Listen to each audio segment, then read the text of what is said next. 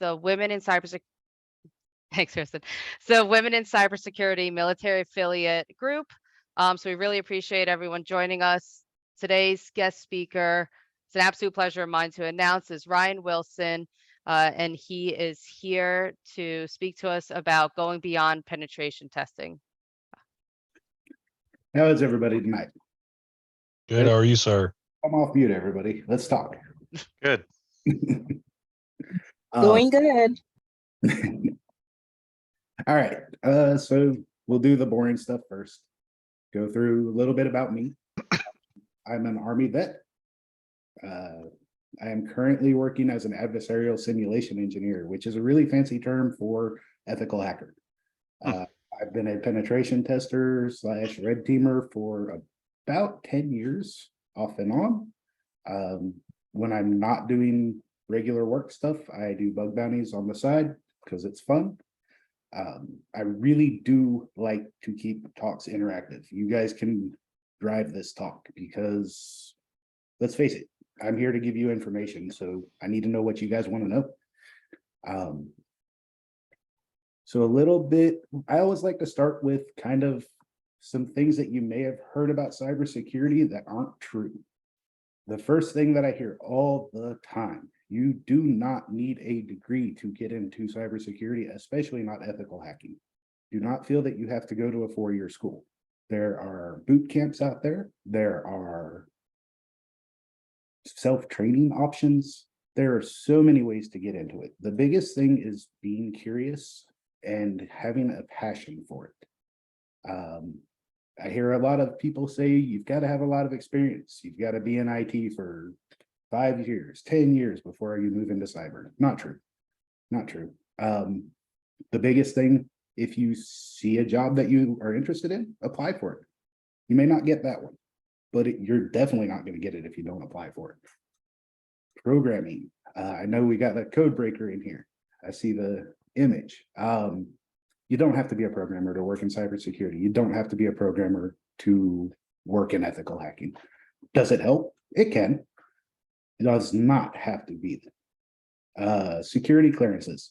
Unless you are working for a federal agency, you do not have to have a security clearance. I have not had one all but this year. I finally had to go renew my top secret this year because I work for a federal contractor now.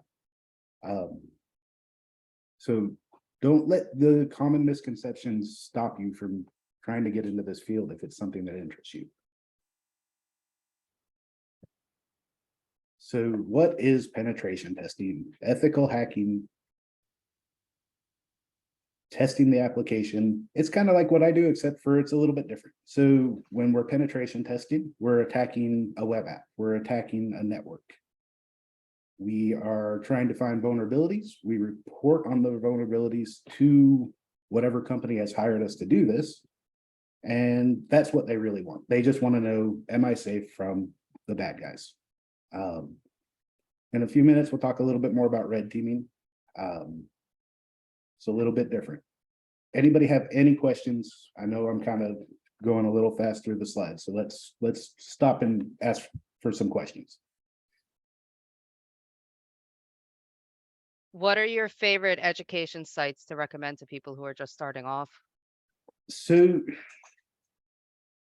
are we talking cybersecurity in general, or are we talking ethical hacking? A little bit of both. So, cybersecurity, believe it or not, I'm going to recommend YouTube.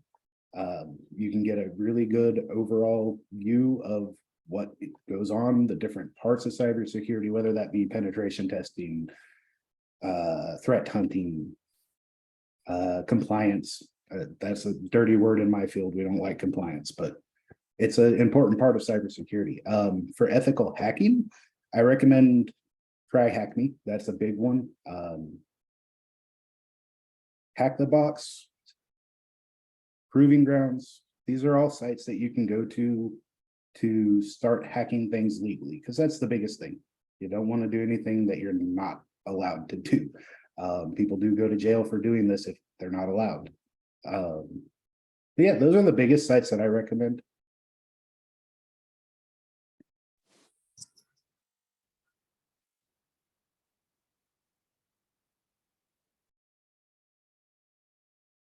Any other questions? What was the first site you said? Was that Udemy? Try Hackney. Actually, Udemy is really good as well. The only reason I don't normally mention Udemy is because you have to know the author of the lesson. There are a lot of people who will put out content that is not necessarily great. But if you know the author, and you can learn that from places like Try Hackney, Udemy can be a great site. But yeah, Try Hackney is a cybersecurity focused learning platform. They teach you, they have different paths that you can go down if you want to learn blue teaming, which is more of the analyst side. If you want to learn red teaming, if you want to learn penetration testing, they don't really do compliance. Nobody ever does. Compliance is just something you kind of learn as you go. Hi again. I'm sorry. My name is Nicole. I didn't introduce myself. But before you talked about Try Hack Me and Hack the Box, you mentioned a site that I didn't quite hear. Oh, YouTube. YouTube. Oh, thank you. And of course, as with anything, be careful who you're listening to. Make sure they're kind of showing you they actually know what they're talking about, because it's a public site, right? Anybody can put a video up. Couple of people that I highly recommend checking out if you're interested in cybersecurity is Network Chuck. Alhazred's really good. The Cyber Mentor, and Tiberius. Those are probably my favorites. Unless you're wanting to learn about exploit development, then probably Stoic and a couple of others. Thank you. Oh yeah, for sure. Please ask questions. Don't be afraid. Interrupt me if you need to. Any other questions? All right. So let's talk a little bit about adversarial simulation. What does this mean? So the difference between what I do and what penetration testers doing is I act like an actual attacker. I don't come in and just test your website. I use attacker TTPs, which are tactics, techniques, and procedures.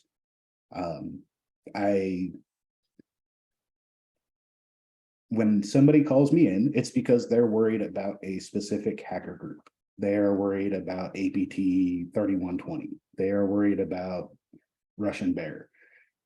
They ask me to simulate this attacker. And for anywhere from 6 months to 2 years, I will attack their organization as if I was working for whatever threat actor they wanted. I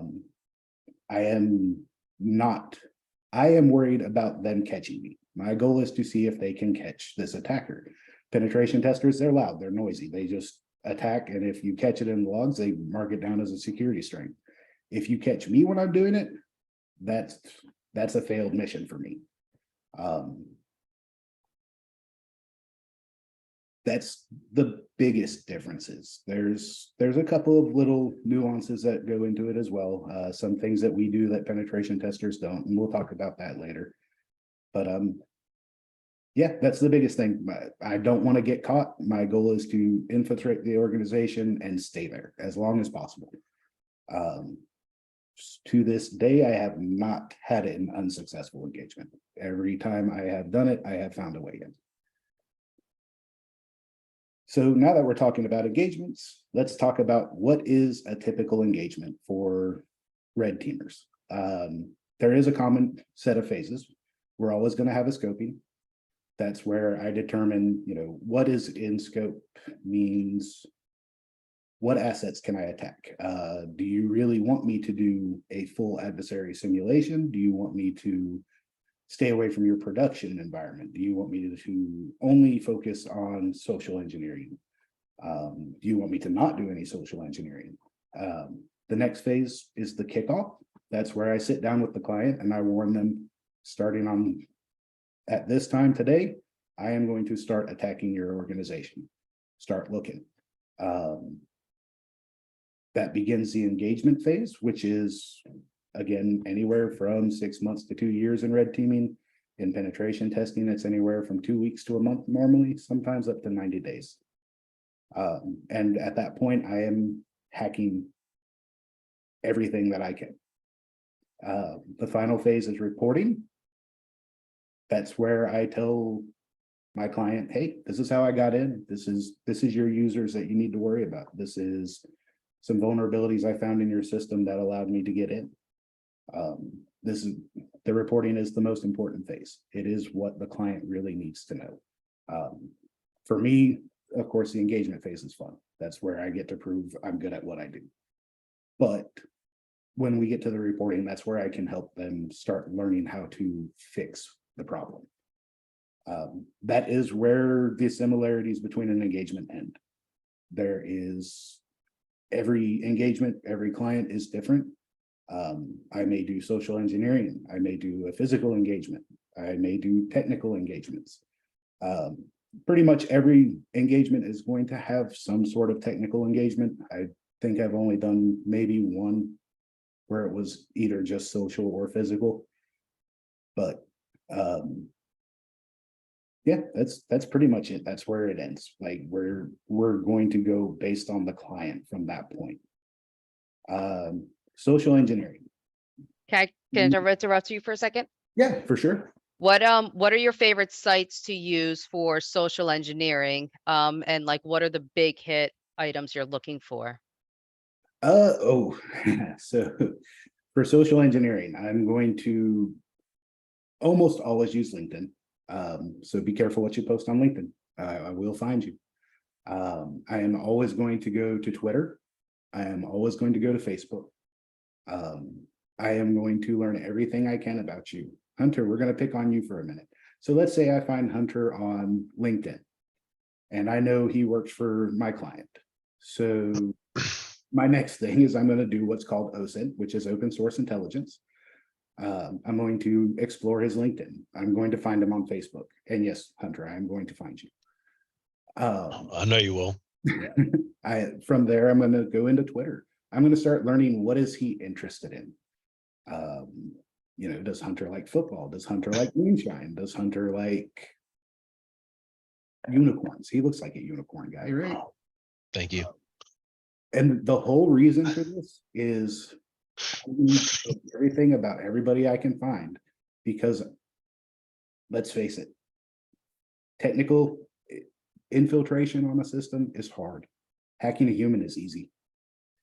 I'm going to fish you. I'm going to do something called vishing, which is basically it's phishing, but with a phone. Smishing, I'm going to text you. I'm going to start doing all these things. I'm going to call you up at your company and say, hey, Hunter, how are you doing today? My name is blah, blah, blah. I work for blah, blah, blah. Let's have a talk. Let's get to know each other. There is a little bit of on-site that I'll do. Sometimes I'll walk right into a building. I'll throw on one of my old work uniforms from when I did HVAC, put a clipboard in my hand and a ladder in the other, and I'll walk right into your building. All I have to do is, hey, Hunter, can you grab that door for me? I got to go check your air filters. And who's going to question it, right? I've got a work uniform on. I've got a clipboard in my hand. I've got a ladder. 90% of breaking in that I do, and we'll talk a little bit more about that on the physical engagement, is because I get somebody to open the door for me. In social engineering, we follow the 6 principles of social influence. Most important one is I can't say that word.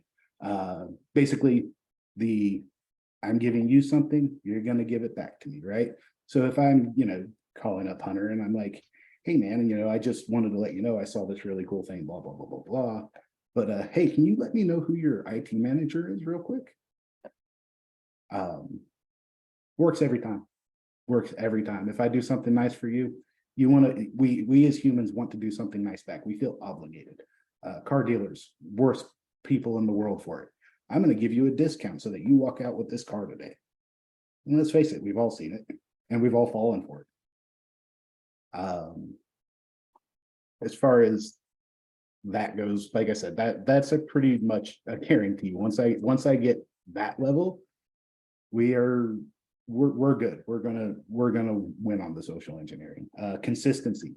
So if I'm calling into you and I'm saying, hey, just so you know, we've got to come in and check your air filters. Again, let's focus on what I already said we're going to do. I'm being consistent. I'm letting you know, hey, there's an air filter check. The building is letting you do this. And yes, I am going to look into who runs your building maintenance. I am going to make sure that I can give you names that you recognize. And the reason for that, I need social proof. That's the third principle. I need you to be able to look it up and say, yeah, this guy actually knows what he is talking about. Like, yeah, this, Joseph works for building maintenance. He is calling on behalf of Joseph to let me know that we're coming to check air filters. The next thing, I've got to get you to like me. I've got to be at least charismatic enough for you to say, yeah, this guy's not going to lie to me. He's likable, right? Likable people don't lie. Yeah, we do. Simple as that. We lie. Authority is another big one. That is the fifth principle. So, and that is not authority over, like, I'm not going to look at Hunter and say, I'm about to be your boss. I am giving authority in the aspect of, I know what I am talking about. If I am a HVAC engineer coming to check air filters, you can bet that I'm going to go research for a month before I go into that building and learn everything I can about HVAC. So if he asks me a question, I have the answer on the tip of my tongue. There is some of the, hey, Hunter, your boss told me to have you do this, but a lot of it is authority on the topic. And the last one is scarcity. Hey, if we don't do this filter change today, we're not going to get back for another month and you're going to be breathing in crappy air. I need you to let me do this today. You'll see it in fishing all the time. Hey, this is your last minute. If you don't click this link today, you're not going to win this iPad. The difference between me and the scammer is I'm actually good at my job. I know how to use scarcity to create a aura of importance. So that was a lot for social engineering. Let's pause again, see what questions we got. Can you give us an example of how good you are at the scarcity? Not on the spot. Normally it'll be something along the lines, like I said, I'm coming in as we'll say an electrician. So I studied up on being an electrician. I look at Hunter and I say, hey, Hunter, just so you know, we found out there's some old wiring in your building. If we don't get this fixed today, there is a potential fire. Hunter, what are you going to do?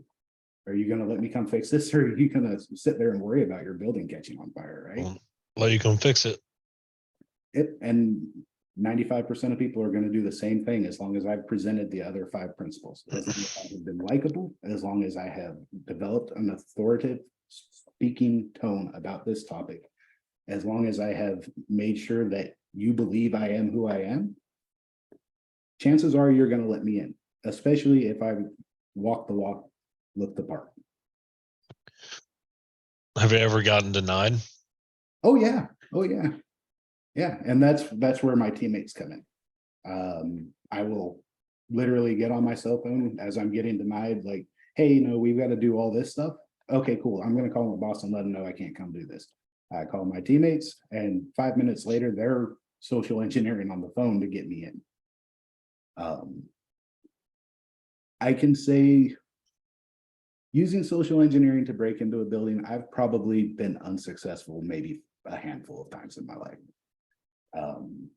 Fortunately, I was an HVAC technician for 15 years, so I have a pretty good pretext already set up. So that one is why that gets brought up a lot. Electrical work, same thing. But yeah, it's very rare that I get denied access to the building. So I got a quick question, if you don't mind. Yeah, for sure. I'm gonna kind of go back up though. And you may have answered it. I may have stepped away and I missed it. So when you're doing your adversarial simulation, right? And you gave an example of APT, whatever, right? Mhm. What resources is something that you go to Great. find out that, hey, this APT group is using these TTPs and I need to simulate that, right? Yeah, what a I'm great, assuming MITRE ATT&CK's probably big for you, right? yep, that is exactly where I go. So is that the only one that you really have, I guess, a good enough information where you can use it to actually simulate that APT group? That's my starting point. So Okay. I always go to a attack. I will always start reading up. Then normally I'll add in a little bit of dark web research. I spend a lot of time in Torland. I have been involved with plenty of forums for a very long time, so I have a good enough reputation that I can kind of start talking to people about what these people are doing. That's also how we get our malware, to be Yeah, completely. absolutely. So my next question is this. Mhm. So let's say you're doing a test, right? They asked you that they were concerned about APT, whatever. And then as you're doing your penetration test, you learn that, hey, I don't know, they have a Microsoft Exchange exploit, right? That it's vulnerable to that. However, that's out of your scope of that APT simulation. How do you handle that? So I'm going to follow that up with a question real quick. When we say out of scope, are we saying it's out of scope as not something normally that APT would do, or are we saying the asset itself is out of scope? Like I'm not supposed The to? APT, not the asset itself. Yeah, no, at that point, I'm using that exploit. So then, yeah, just so you can give them a positive, hey, no, this is an issue, check it out. I got you for sure. Thank you. Yeah, for sure. Because at the end of the day, a black hat, if they see an easy exploit, they're going to use it. Right, absolutely, for It may sure. not be their normal thing, but they'll use it. Any other questions?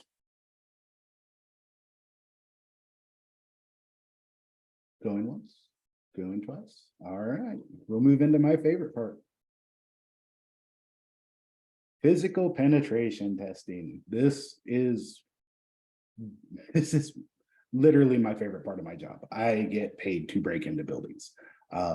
If I can't socially engineer my way in, I am going to break in. And I have done it from large buildings to small buildings. I've done a couple of military armories. I love this part because it's exciting and it gives you just enough adrenaline, just enough. This may include anything from picking locks to kicking in doors. I've kicked in a couple of doors. Generally speaking, when we get approved for a physical penetration test, we let them know like, hey, if there's any damage that occurs, sorry, but we're not liable for that.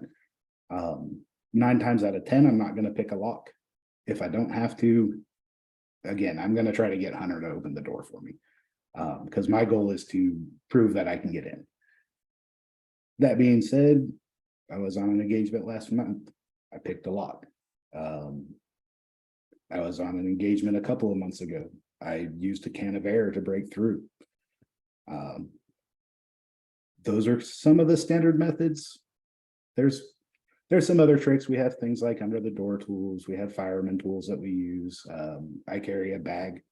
Once I get in, that depends on what they wanted me to do. So we're always going to have what we would call a success criteria, whether that be, breaking into the CEO's office and leaving a business card. I've done that a few times.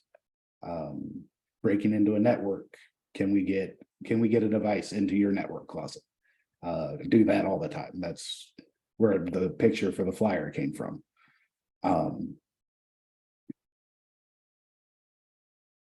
There's some really cool stuff that we do.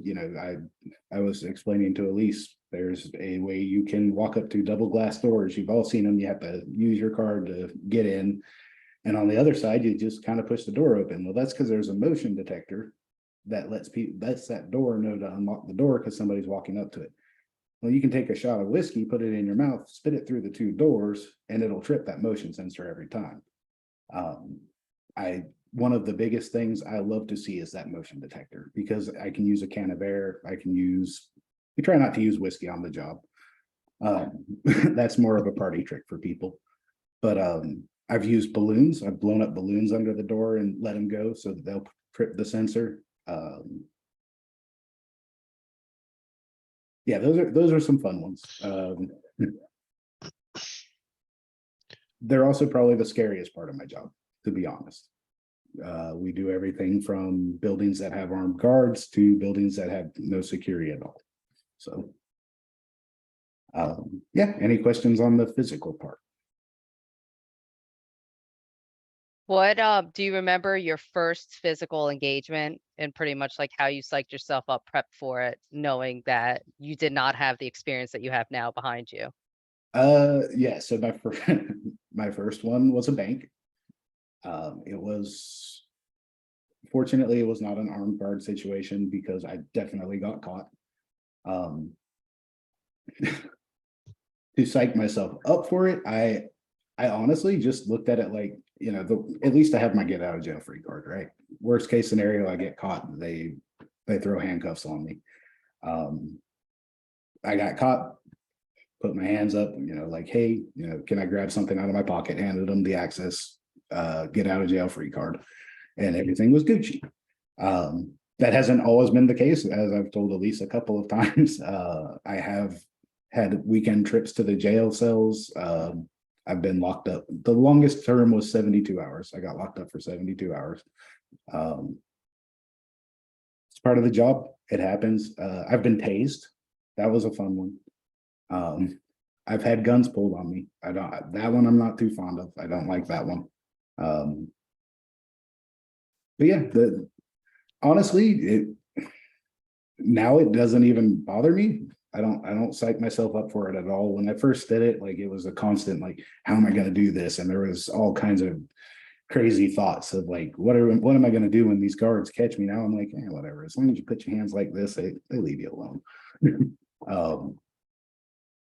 But yeah, getting tased is not fun, by the way. If anybody has not had that experience, don't go for it. It's not fun. Any other questions about that?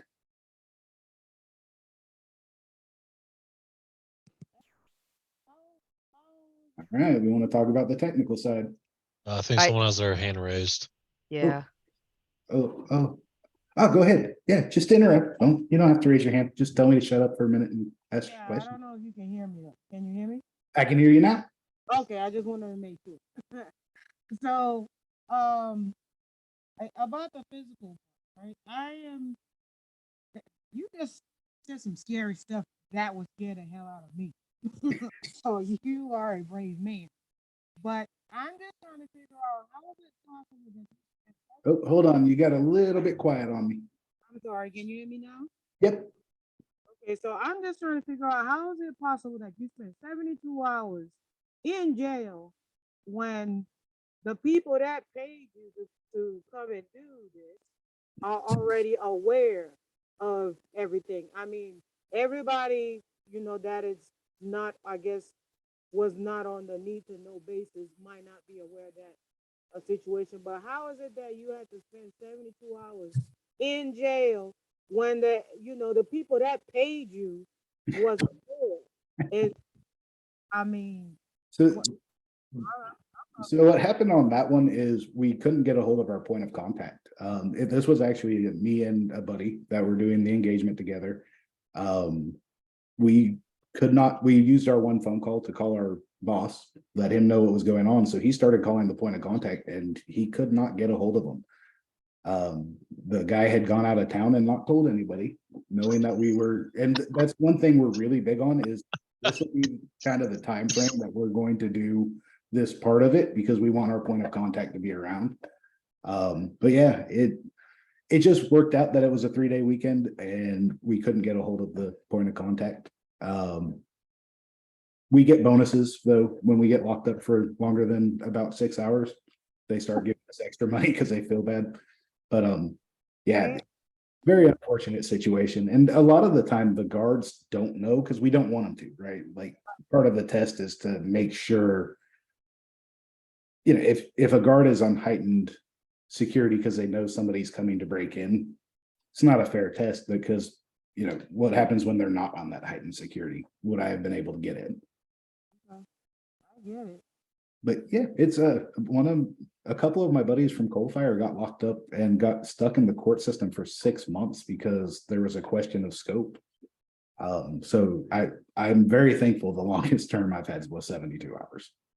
But I thought those type of things are supposed to be part of the contract.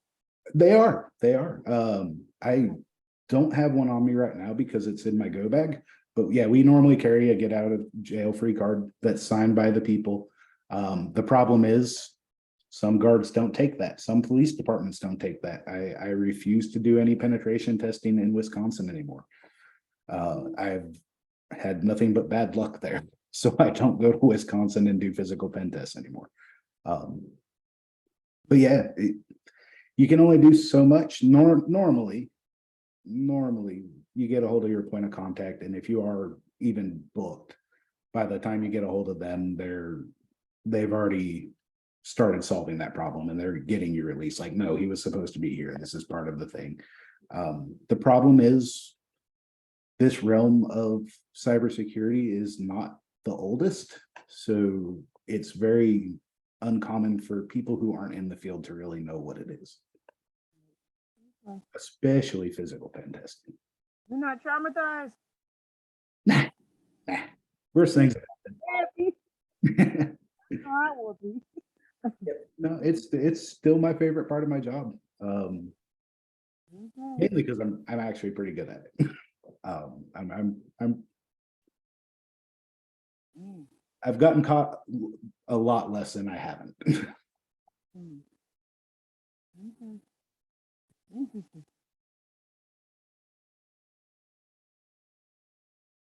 Looks like Merle. Merle has his hand up, her hand up, their hand up. Hi, I don't know if you answered this, but what kind of person would you say it takes to do what you're doing? Like, it's like, you know what I mean? Like, I want to see crazy, but there's got to be like a little something, right? Because I'm not gonna try to get. I have the gift of gab, but I'm not going to use that to try to break into not break it, but I'm not doing all of that. I'm using that to get discounts, that type of stuff.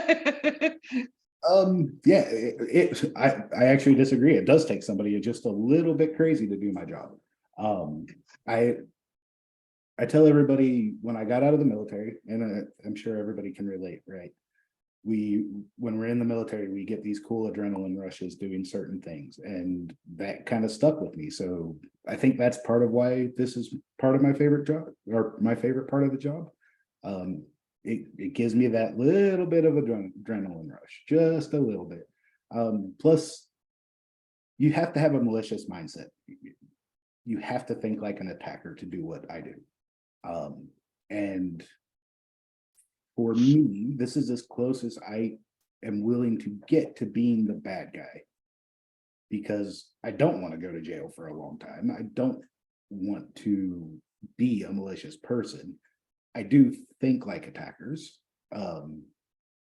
So this gets me close enough to where I can use that attacker mindset without actually being harmful to somebody. And it also gives me a chance, because I firmly believe the world needs to be a more secure place, right? We need to do better at cybersecurity. Here it is 2023, and we still suck at cybersecurity. If I can help make that better by letting you see what an attacker is going to do to you, so be it. If that opens somebody's eyes to why cybersecurity is important, I think that's a mission well spent, even if it means every once in a while I might get tased or I might get locked up in jail. That's definitely something I think you have to have in this field, is you have to want security to be better. You have to want this industry to succeed. And you have to truly believe that we suck at it, because we do. Okay, I have another I have all types of questions. So, That's the way. do you have like a top 3, or like there's one place that you say, if I had the chance, I know I can get into that place, or like there's, you know what I mean? Like the top 3 places that you want to try to break into. I'm gonna tell you, this is not gonna make you happy. My 3 easiest and favorite places to break into are hospitals, banks, and federal buildings. they suck at security. Yeah, I can see that. I can see that. I've never once done a hospital that I haven't broken into. I have 100% success rate. I have probably a 95% success rate at banks. And federal buildings was where I got tased, so I consider that a 70% success rate, just because that hurt. Yeah, I imagine tasing is not it's not fun. No, do not, 10 out of 10, do not recommend. Is there a place that you got into that was just like, I don't want to say like luck, but like it just happened, like things fell in place and Yep. yeah. Oh, yeah, that happens a lot, actually. There are definitely times where I've been literally going up to the backside of a building and just happened to notice the guard didn't pull the door all the way shut, and I'm like, I'm not gonna miss that opportunity. There's my success criterion met. Oh, wow. Okay. Had a couple of times where I accidentally went into what I thought was their network closet and it wasn't. And if I hadn't gotten in when I did, I would have got caught. So there's definitely some luck to it. Definitely some skill. It's a very interesting skill. It's fun to put on your resume. Like I break into buildings for a living. People look at you funny for that. Regarding banks, or not banks, hospitals, when you're in a hospital, right, is it one of the more congested areas that you encounter from a network perspective? Yes. Right. And I'm asking because so I'm with Strayer, right? And we do competitive hacking or whatever, and we're gonna be doing the WiCyS Hack the Building. And it's the hospital edition. So right when you said that, I was like, hey, I want to know. And that was just kind of one of the assumptions I was making. And I'm really not looking forward to that, right? So I figured I'd ask you. So hospitals are a pain because Okay. our IT people are in a rush. They have to maintain, they are always worried about uptime more than anything, right? It makes it easy for hackers, but it also makes it really hard for, once I'm in, what am I going to do to continue to stay in? Because of course, as a red teamer, my job is persistence, right? Right. You got to lateral through. Absolutely. Exactly. So having a convoluted network where things are just thrown in haphazard makes my job harder. The biggest things, when they say hack the building, are they actually going to let you hack the building, or are they going to have you doing technical side? So it's just a CTF. I think it's a 3-day engagement. For the competition, you get to pick if you want to do red or blue team, right? We picked red because we're mostly offensive kind of guys. So yeah, I was just thinking and I was wondering, and there's a couple of them. They have hack the hospital, hack the port, hack the rocket. And then I was just kind of like, I bet the hospital is very congested. The port's probably really big, like the networks are really spread out. And then the rocket's probably going to be like reverse engineering, so forth, so on. I'm not sure. Yeah, that's exactly what you would see in that type of competition. We do them for DEF CON. That's kind of like our DEF CON qualifiers. Absolutely. But yeah, the hospital, what you're going to do, make sure you get your Nmap scans ready. Make sure you know how to speed them up. I highly recommend using MassScan. Cool. Yeah, I know exactly what you're talking about. So from like a subnetting perspective, is it usually sloppy? Like, or are they do they follow DHCP protocol usually, or? Yeah, you're going to be dealing with nothing but DHCP. All right, cool. You're gonna hit one of two things depending on who set it up. If they tried to make it like an actual hospital, everything's going to be in one subnet, and it's going to be a /16 or a /8, and it's going to look like absolute cluttered trash. I got you. I'm following you. Now, if you have somebody who was trying to simulate what a hospital should look like, you might get something a little bit better. But not to give it away, most CTFs are going to be pretty close to the real thing. Got you. Cool deal. Thank you for that information. I appreciate it, but yeah, for sure. And have fun with the CTF. Those things are Thank you. If I see you again, I'll let you know what happened. Yeah, definitely. Any other questions on anything up to what we've talked about so far? For someone who's never done red team side, I know you talked about like the education sites you recommended for just getting into cyber bases and stuff, but do you have recommendations for if someone has the goal? Like I would love to do physical pen testing. That like what are recommendations you have that someone can prep for it? Because obviously you can't just go up to places and try breaking in to see if, well, maybe I'll be good at this. So But you- what like background experience do you think they could start working towards? So when I started learning to pick locks, I just picked my front door.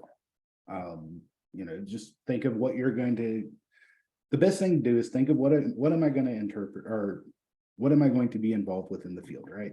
So if I know I'm going to be doing only commercial buildings, chances are you're going to have to find somewhere that does more of a junior role and kind of work in. Like I bring my juniors along most of the time, at least for the reconnaissance part of figuring out how I'm getting into a building.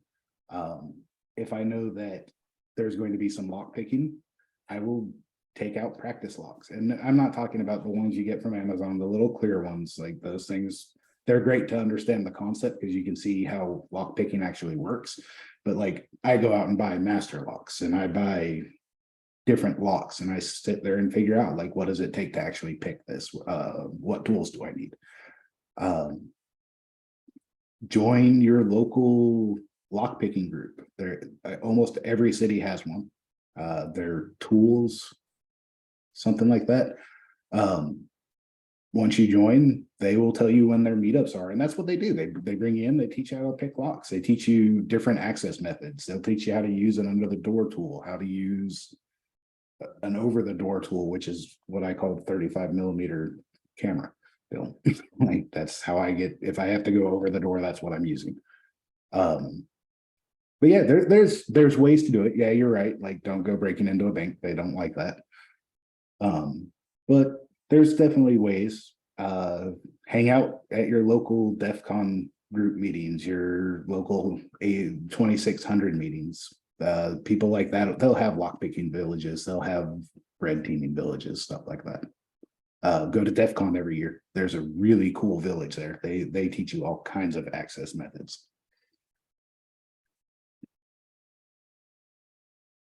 Any other questions? Nope. All right, so now to the technical exploitation. This is what everybody thinks about when they think about hacker, right? Some guy that looks kind of like me, sitting in the dark room with a hoodie on, hacking computers. That is probably 20% of my job. I don't hack computers. I just don't. When I was a penetration tester, yep, that's what I was hacking. But most of the time I'm hacking humans. When we start hacking a computer, the first thing we do is recon, just like anything else. You can't attack a surface if you don't know what it looks like. So I'm going to scan your networks. I'm going to figure out what domains you own, things like that. Then we go into initial compromise. So now I've figured out, hey, you're vulnerable to Bluekeep. I'm going to run an exploit against it. I'm going to get into your system. Once I'm into your system, the next thing, as me and Kyle were just talking about, is I'm going to figure out how do I stay there? How do I create lateral movement? How do I get your domain controller? How do I get access to more systems? How do I install C2? How do I install something like Cobalt Strike? From there, going to keep escalating privileges. My goal is always to be your domain admin. I want to be that person because then I can create users. Then I can make it where I will not get kicked out. To do that, we're doing internal recon. Once I scanned all of your exterior network, once I get in, I'm doing the same thing on the inside. And this is where you hope that your blue team is doing their job. Because if I am scanning your stuff and they don't notice me, I am going to be there for a very long time. After that, mission's complete. Like once I've maintained that persistence and I have proven to you that I can stay in your system and exfiltrate data, start crypto miners. I've done that for clients. Like, can I actually start a crypto miner without your blue team noticing? Can I steal your private data that is protected by HIPAA? Can I steal your customer account numbers? What can I steal from you? What can I do? And yes, I do exfiltrate the data. It is always exfiltrated in a secure manner so that I'm not risking, an actual bad guy seeing this data. But and then I'll present it to them. This is what I found. And that brings us to the reporting. The biggest thing about the reporting, I'm going to tell you how the engagement went. I'm going to sit down in a call with you, normally about an hour-long call. We're going to go over, this is how I hacked you. This is how I got into your building. This is your concern employees. Hunter clicked on a link without even thinking. All I had to do was tell him there was a fantasy football league he could join, and he clicked on the link, and now I have his username and password. Where we differ from the bad guys is we're also going to tell you how to fix it. Hunter needs better security training. This vulnerability, you've got to fix this. This is a critical one. Like, this is an exact way that I got into your system. On Red Team, our reports also include a summary of the org's readiness, which is, this is how ready you are to protect yourself from the APT that you were worried about.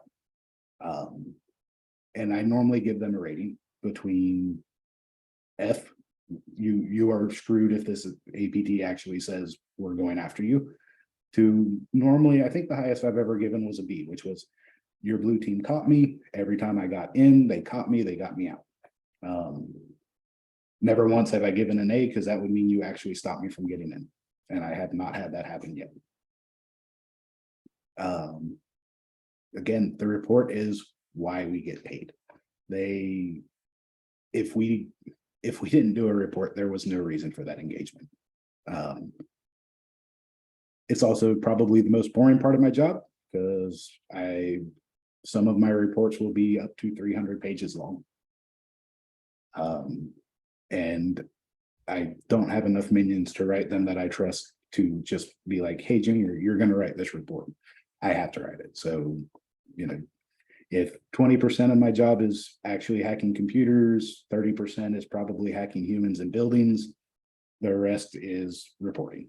That is where I spend the majority of my time. I like to warn people about that, actually. Everybody's like, cool, you're a hacker. No, I'm a guy who writes a lot of reports that hacks on the side sometimes. Ryan, this is Nancy. Yeah.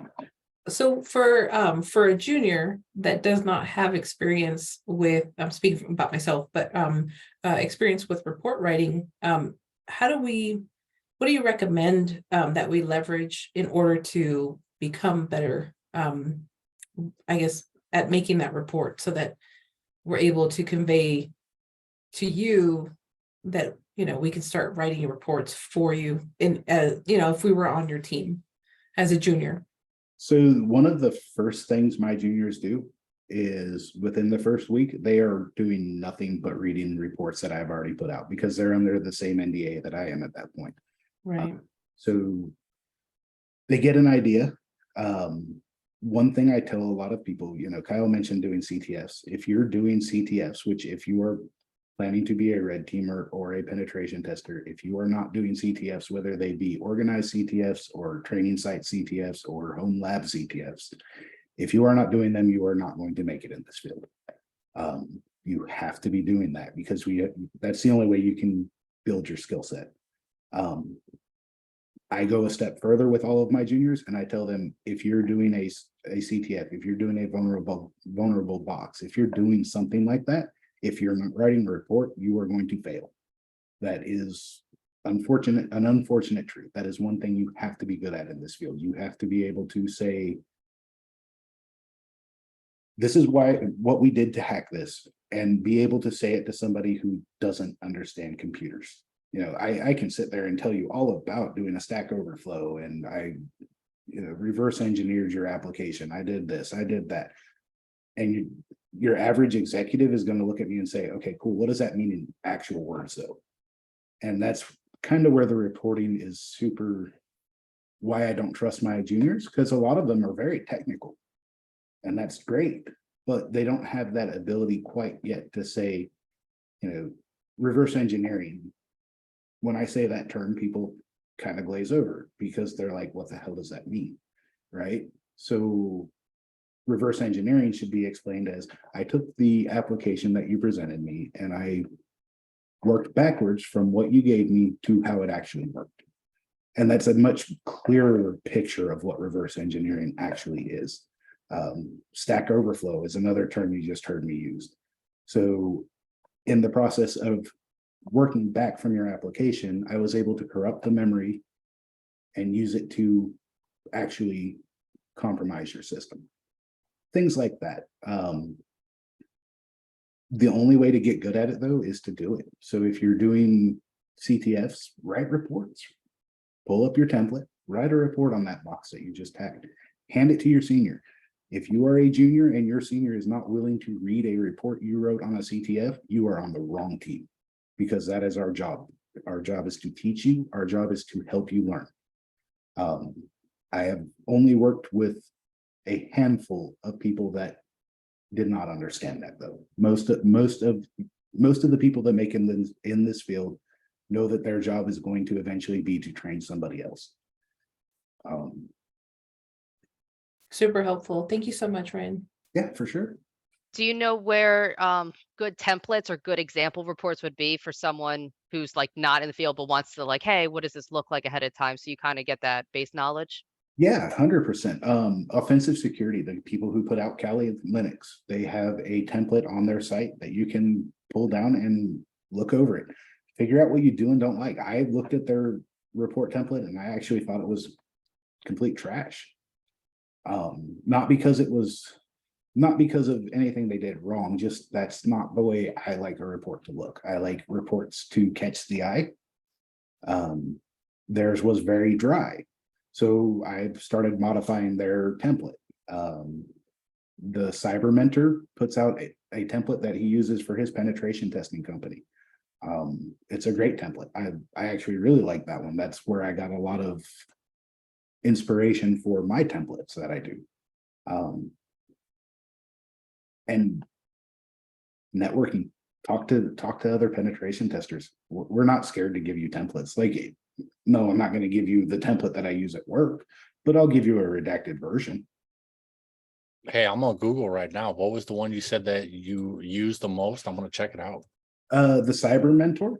Cyber Mentor, and it's just a report template. Yeah. All you got to do Cool. is search either Heath Adams or the Cyber Mentor report template. I think he has it in his GitHub, to be honest. Awesome. Yep, I think is it Maverick Adams? Yep, that's him. Got it. Thank you. Adams all day long. Also a very good instructor. I used his courses when I was doing my OSCP. That's been forever ago, but I used his courses because I like the way he teaches. So if you're looking for he's really good at breaking down complicated topics and presenting them in a non-complicated way. So I highly recommend him. Tiberius, this is the same way. But yeah, that's honestly, that's the best way to do it. Just search pen testing. I know the Red Team something they put out, Red Siege puts out a template as well. I'll touch on that. I know the penetration testing execution standard, I believe they have a really nice framework that gets really technical too. Yep, PTES. So Yeah, it's amazing. So I use PTES as part of my testing methodology when I'm doing penetration testing. I think they probably captured what a penetration test should look like the best so far. I know ISO did a little bit with it. I like OWASP, but of course they focused on web application. So yeah, if I'm pen testing a web application, that's the methodology I'm using, but PTES is networking, things like that. right, everything's on there. Yep. And I like that they actually mention OWASP and their framework. Like they're like, if you're doing a web app pen test, you should go look at OWASP. Like that's a good place to start. I think it's great when companies work together, right? Because, and I mean, in all reality, it's the good guys here working with the good guys, right? So yeah, I definitely appreciate that. Yeah, definitely. So getting your foot in the door. This is one that I get a lot from people who are trying to figure it out. Because again, we hear these misconceptions, we hear all of these things. So how do I actually get to be a pen tester? How do I get to be a red teamer? The biggest thing, it's probably the most cliche thing that I can say, put yourself out there. Start applying. If you aren't qualified for the job, apply anyway, because you never know. I may sit down and I have a technical talk with you and I'm like, no, this person's not ready to be a pen tester, but they're ready to be a junior. They're curious, because that's my biggest thing. When I talk to somebody who is trying to be a junior, is the passion there? Are they curious? And are they going to take the time to research? Or am I going to have to hold their hand? If I'm going to have to hold your hand, I don't have time.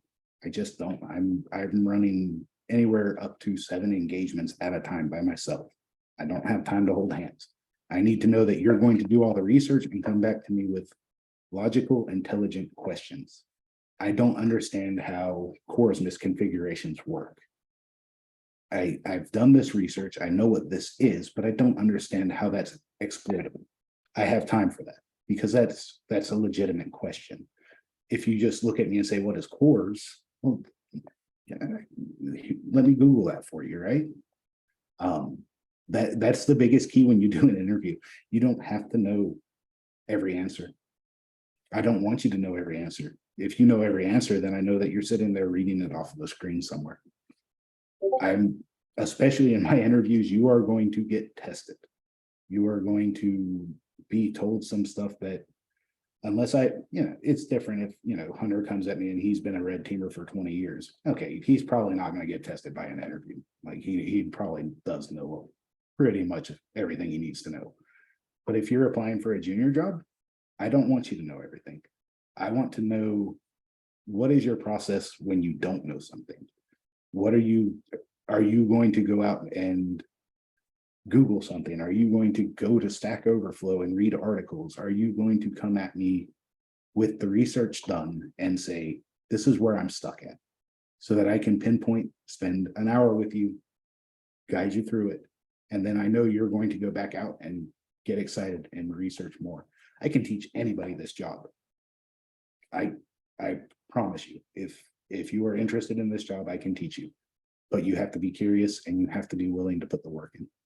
And that's the biggest key to getting your foot in the door. A couple of tricks of the trade for getting the interview. If you are applying for a junior pen tester position, and I don't see where you are saying, hey, I am working on Hack the Box, I am working on Try Hack Me, I am doing Proving Grounds, I am, currently taking courses from XYZ. If I don't see that, probably not going to waste my time interviewing you, because I'm not seeing the curiosity. If I see that you are doing that, I'm going to sit and talk with you. It's going to happen. It may not happen the first job you apply to, but one of the jobs that is really looking for a junior that they want to bring up in this field, they are going to talk to you. And from there, just follow the normal interview stuff. If you don't know the answer, don't try to bullshit it. It is okay not to know. What is not okay to do is not be willing to learn. There is not a person in this room right now that cannot do my job. If you want it, you can do it.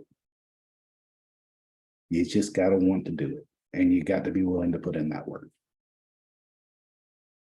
And that's my little bit of motivation for the journey. And it's hard. I'm not going to say that it's easy, but it's worth it. It's a lot of fun. We have fun. We get paid well. I'm not going to lie to you about that. We get paid very well. And for me, the coolest part is I learn something new every day. I do have a question for you. Yeah, for sure. Do you mind sharing how it was for you getting into hacking, especially when you mentioned that you have an experience in HVAC? Like, do you mind sharing that transition process? Yeah, so I started hacking in the 90s when we weren't necessarily doing it with all the current legal guidelines. Back then we were hacking machines and we were telling people like this is what's broken, and they were either one having us arrested or two, kind of ignoring what we said. I obviously didn't want to get arrested, so I moved in. I went into the Army. I learned absolutely nothing about computers in the Army. I was an infantryman, so there was no computers in my job. When I got out, I started going back to playing with computers. I started finding things.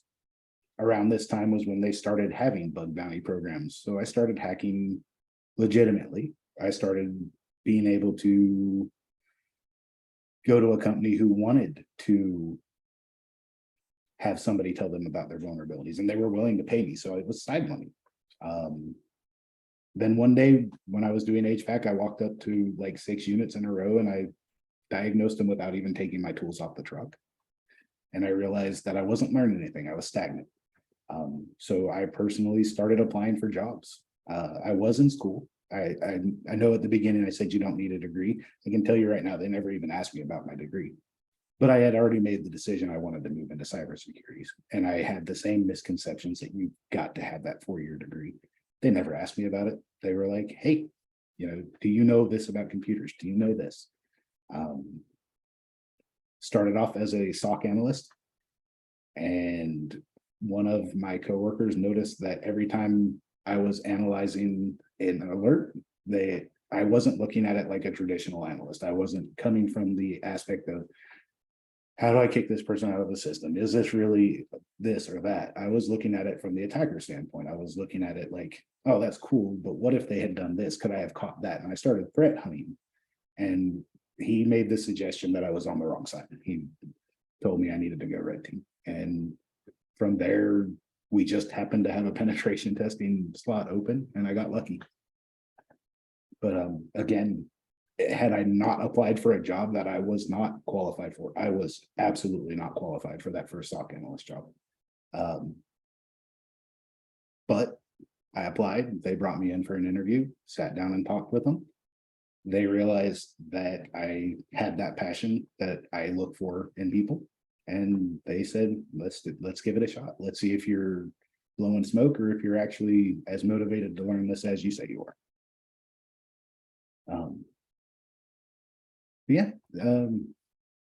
That was kind of how I made the transition. It's just, I decided I didn't want to do HVAC anymore. I was tired of doing hacking for a part-time hobby. Any other? Awesome, thank you. Oh yeah, for sure. I also have a follow-up question too. Mhm. I was gonna say, I guess it might be by luck for maybe recruiters to like take chances on someone, especially let's say they have like all the qualification and you say keep applying either ways. I want to say, how is that being like more helpful to that person, especially when let's say you're not getting the job that you need? So it has to be by luck, or when a recruiter want to actually give that person a chance to actually get to that position, that entry level position. So I'm actually going to give you a trick to getting by recruiters. One of the biggest tricks I have learned with recruiters, and I learned this with this job that I started off with, I did research about the company. Nobody ever does research about the company they're applying for. So when this recruiter called me and they were very hesitant, they were like, you're missing a couple of the qualifications, but we want to talk with you. And I was like, yeah, I think it's really cool that this company was Pindrop Security. They do voice analysis in the cloud to catch fraud. So when you call into a call center and they make you talk for a few seconds, that's probably Pindrop's technology actually verifying that you are who you say you are. And I thought I was really cool. I was like, I think that as a musician, I think using audio to catch fraud is probably the coolest thing I've ever heard of. And that recruiter instantly said, this person wants this job. And they sat me down and got me a technical interview. So yeah, do your research. Find something interesting about the company you're applying for, something that is specific to them. Another one that was really specific to Pendrop was they name all of their conference rooms after fraudsters that they've caught. And they mentioned it on their public website, but you have to dig a little bit to find it. And I mentioned that. I was like, yeah, I also think it's kind of funny that you have a sarcastic attitude and you name your conference rooms after these fraudsters. And I got a call back for the technical interview an hour later. So Okay, that was helpful. Thank you so much. trick of the trade. Because again, most people aren't doing that. And that's the biggest thing with recruiters. What can you do to set yourself aside or set yourself apart from the other applicants? Any other questions? No. All right, so let's do the conclusion. I like to call this the good, the bad, and the ugly. The good, there are plenty of job opportunities. This is one of the largest growth industries in the job market to date. We are so understaffed in cybersecurity, and I'm not just talking red team, cybersecurity in general. We are so understaffed.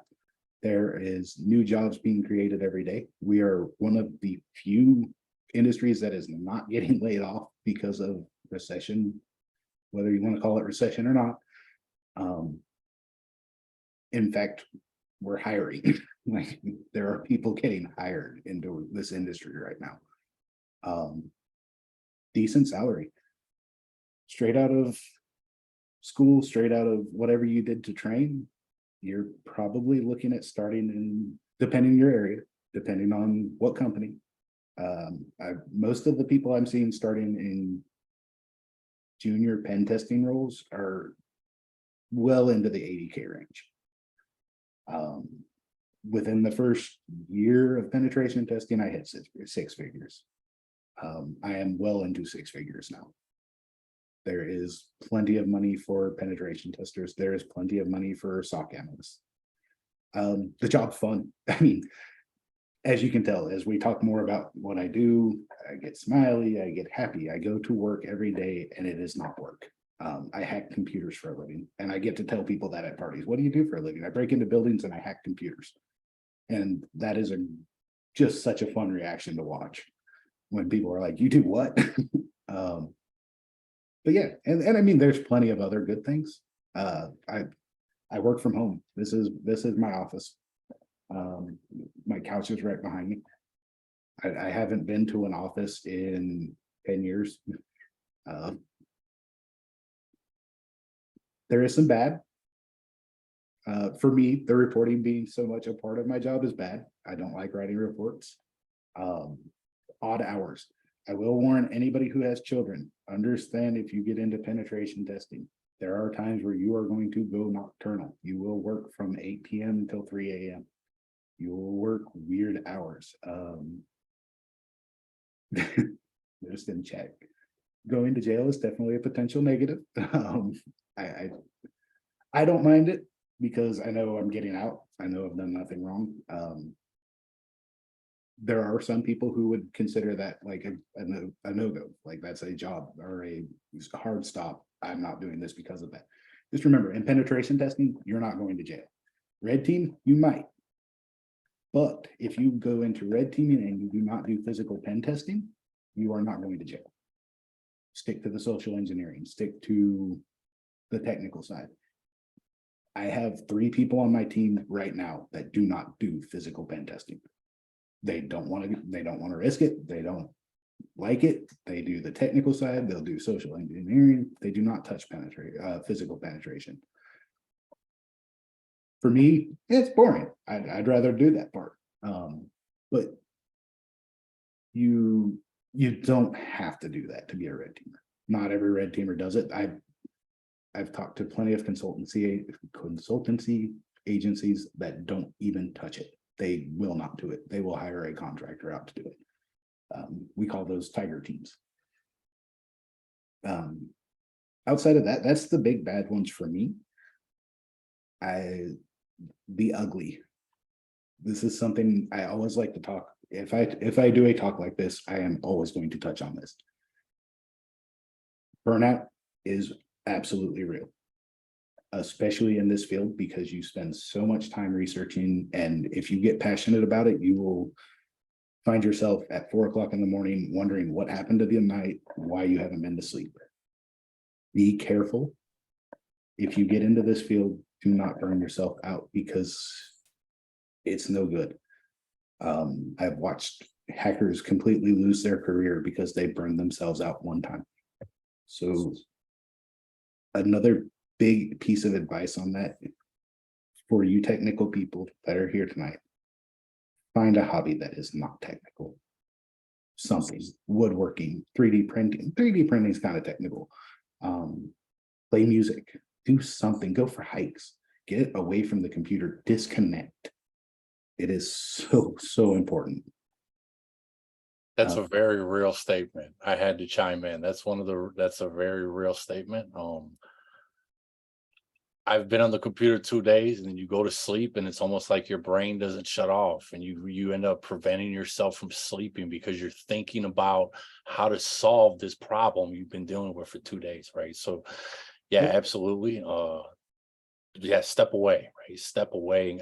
Me personally, I go hike. I just go outside and I'll walk, and I'll go run a mile or two, right? Just to get the fresh air and just to come back, right?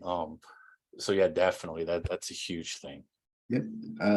There's a guitar sitting over in this corner. Once a day for an hour, I stop work. I don't touch the computer. I put everything to sleep and I sit and play guitar. Every other weekend, I do a complete disconnect until 8 p.m. because I have a job that I do at 8 p.m. to midnight every Saturday and Sunday. But for the rest of the day, I don't touch a computer. I don't play video games. I don't do anything with a computer because it's not worth burning out. And not enough people talk about it. You know, you'll especially us veterans and military families, like, no, I'm too hardcore. I don't have to worry about that. Like, I can just keep going. I'm the freaking Energizer Bunny. No, you're not. No, you're not. And you will burn out. So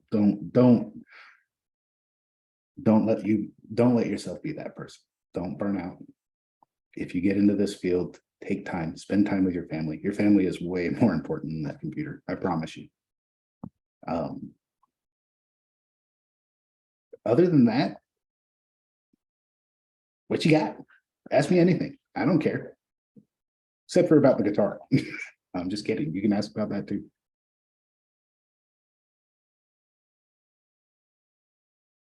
We got into a lot of the really fun stories throughout the presentation, so there's not too much more about that, but seriously, anything.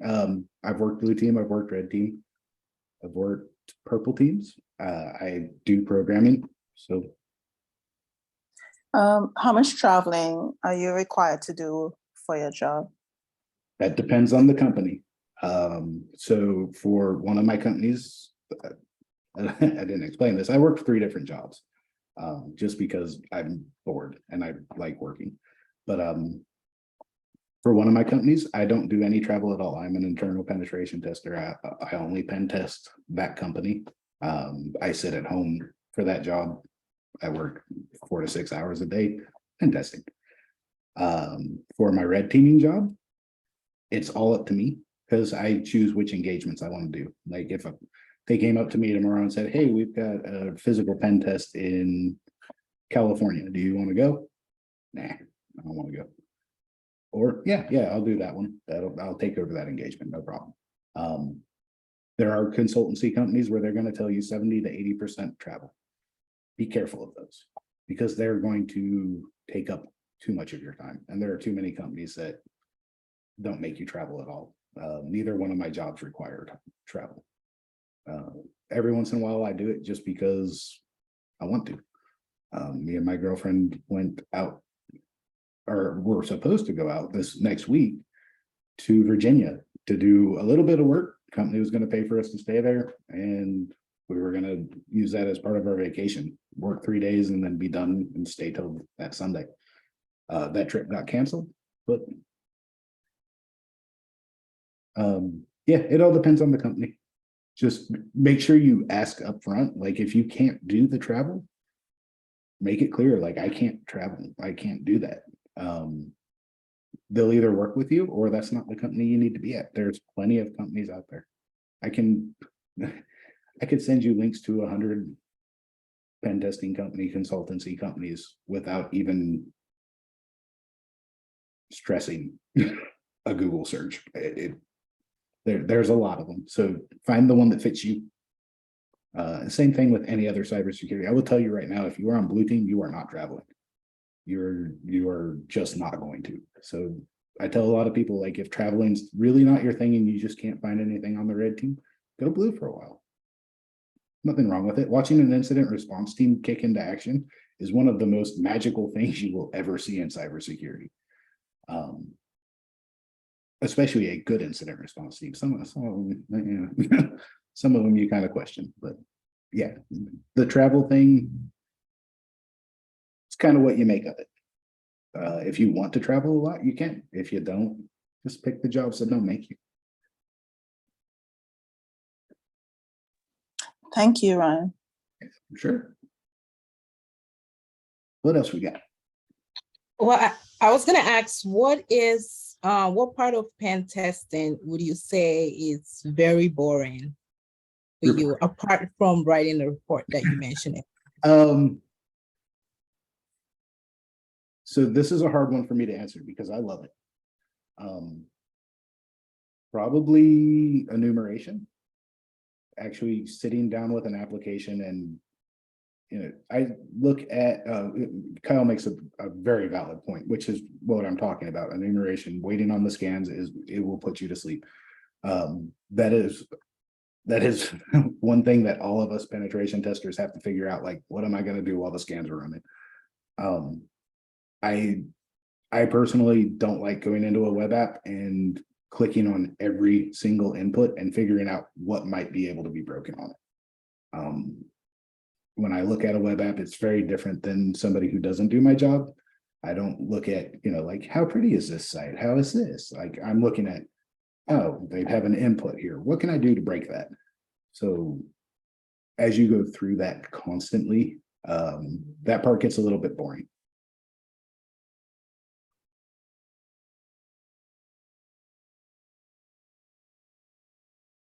Anything else?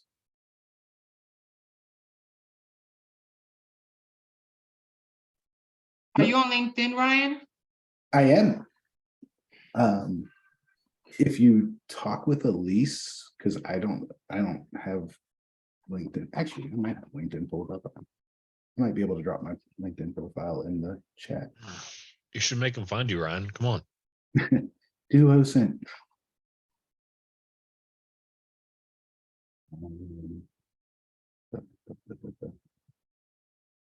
Do you want me to add your URL? I have it pulled up.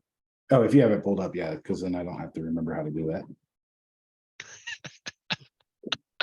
I'm bad at computers, man. I'm telling you, like everybody thinks, "Oh, Apple's gotta be good at computer." No, I'm really bad at computers. I'm good at finding things to break them. But yeah, anybody that wants to add me on LinkedIn, please feel free. As long as you aren't trying to sell me a certification course, I will accept your invite. We're gonna need a separate meeting on how to block all of those requests on LinkedIn next. Stop them from occurring. I get them all the time too. Yeah. I mean, there's some ways, but gotta be careful. Does anyone have any final questions?